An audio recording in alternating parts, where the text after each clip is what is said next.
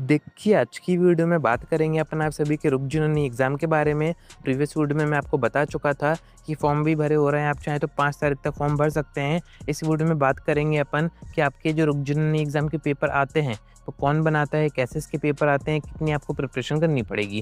क्योंकि आपका जो टाइम टेबल है मैंने आपको बता ही दिया था कि नेक्स्ट वीक आ जाएगा एंड इन एग्ज़ाम में गैप आपको नहीं दिया जाता है, यानी कि प्रिपरेशन का टाइम आपके पास नहीं रहेगा। अब जो बच्चे भी एग्ज़ाम दे रहे हैं, उनको अभी से अपनी तैयारी शुरू कर देनी चाहिए। एंड यहाँ पर आप सभी की तरफ से डिमांड भी आ रही थी कि इंपॉर्टेंट कंटेंट कब तक आएगा, तो रुक जुनूनी एग्ज़ाम को फोकस करके हमने यहाँ पर कंटेंट रेडी कर दिया है। अगर आप उससे पढ़ाई करेंगे फिर आपको ज़्यादा कुछ भी पढ़ने की ज़रूरत नहीं पड़ेगी। कहाँ पर आप कंटेंट एक्सेस कर सकते हैं, पूरी इन्फॉर्मेशन मैं आपको आगे देता हूँ। वीडियो में एंड तक बने रहिए।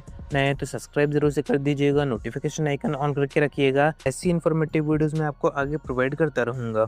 देखिए, फर्स्ट आपको ये पता होना चाहिए कि आपके रुक जुनूनी एग्ज़ाम का पेपर कैसा आएगा, क्योंकि अगर आपको पैटर्न सही पता होगा तभी आप उसके अकॉर्डिंग प्रिपरेशन करेंगे।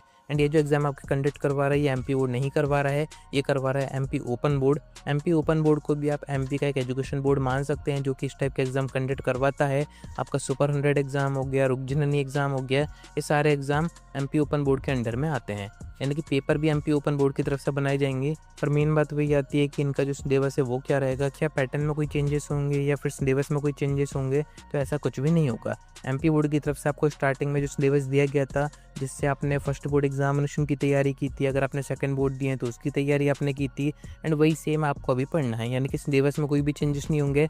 एग्जाम पैटर्न की बात करें तो सेम पैटर्न पर आपके क्वेश्चन पूछे जाएंगे, सेम मार्क्स का आपका पेपर आएगा।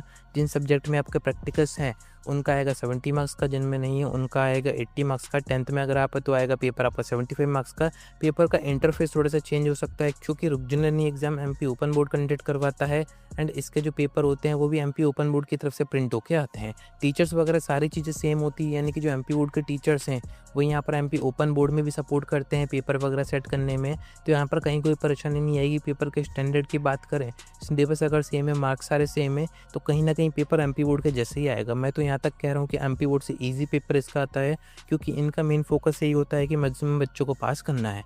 इसके भी 2 पार्ट में एग्जाम हो रहे हैं, एक अभी फर्स्ट पार्ट जून में हो रहा है, सेकंड पार्ट दिसंबर में होगा।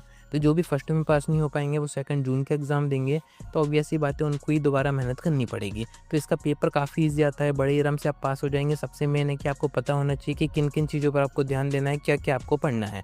पूरी बुक पढ़ने का टाइम नहीं है, ना ही आप पढ़ पाएंगे, क्योंकि अब पढ़ाई से ध्यान भी हट चुका है। अब कैसे भी करके हमें पास होना है, अच्छे परसेंटेज स्कोर करने हैं। एंड ये सब आप सुपर पीडीएफ से पढ़ के कर सकते हैं।